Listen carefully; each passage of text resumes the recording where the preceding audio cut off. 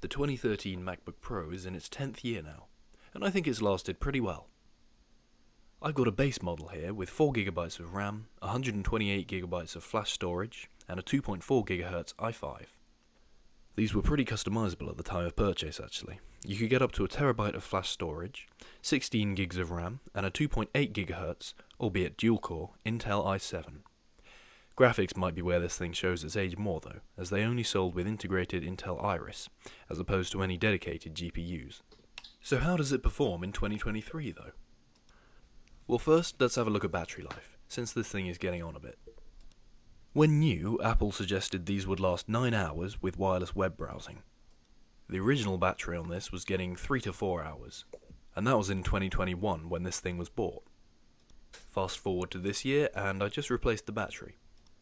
The battery cost me £40 UK, and boy was it worth it. Yeah, the battery life is pretty much as it would have been new. If you're going to buy one of these MacBooks, either go for a low cycle model, or get a new battery yourself and replace it. Replacing the batteries isn't as hard as you'd think in these models. I'll link an iFixit guide in the description down below. Moving on to processor performance now, I'd say the i5 in this machine just isn't what you'd call pro anymore. Editing videos above 1080p is going to be a challenge, so certainly don't buy one for editing unless you have to. Photoshop and other photo software runs well though. Remember, the Retina MacBooks were the first with solid-state storage as default, so opening and moving large photos or files is still pretty snappy. Most school or college-related tasks such as Word, Excel, or just web browsing with multiple tabs is fine too. If that's all you're going to be doing, I'd highly recommend one of these actually. Go for a base model if you're not going to need much storage. You don't want to pay more than you have to. I shouldn't really mention it at this point, but gaming is not an option on one of these.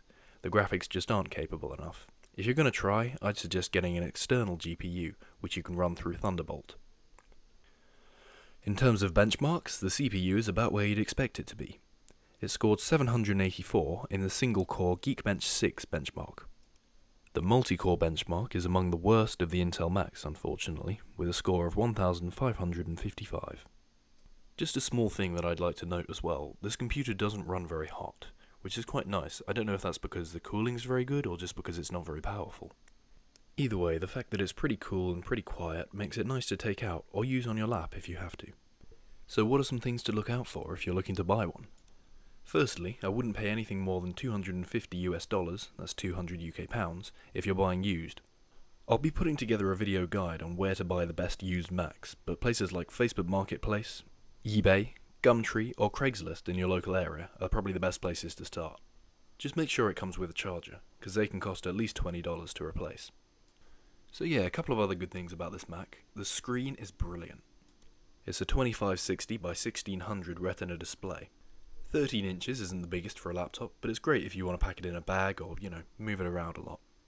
I find the port selection on this MacBook is brilliant. It's similar to the modern ones actually. You've got HDMI, USB 3, an SD card reader, and even Thunderbolt 2. Obviously there's an audio port too, and a MagSafe 2 charging point. Make sure you use at least a 60-watt charger with this, as the MacBook Air chargers can overheat when used with the Pros. Oh, and also, anyone who's used a Retina MacBook Pro will know the speakers are decent on these. They'll certainly beat the speakers of any similarly aged Windows laptop, that's for sure. Paired with a half-decent microphone and a passable video camera, Teams, Zoom or Discord calls go fine on this laptop. By the way, if you wanted to pay less than this for a MacBook, I'd go for a 2012 MacBook Pro. The 15 inches have dedicated graphics, and the 13 inches may be weaker, but they're very cheap. If you are able to pay a bit more, maybe go for a 15-inch Retina. The 2013 is a strong option, and the 2015's dedicated graphics version is the most powerful they ever made. One advantage the 2015 has over the 2013 is that the Force Touch trackpad came in then.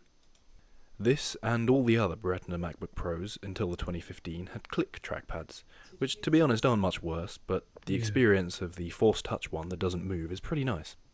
The keyboards on all the Retina MacBook Pros are exactly the same, and if you ask me, they're some of the best ever released. That's yet another reason why this 2013 13-inch MacBook Pro is one of the best you can buy for office, college or schoolwork in 2023. Thanks a lot for watching, and if you subscribe for more, I'll see you in the next video.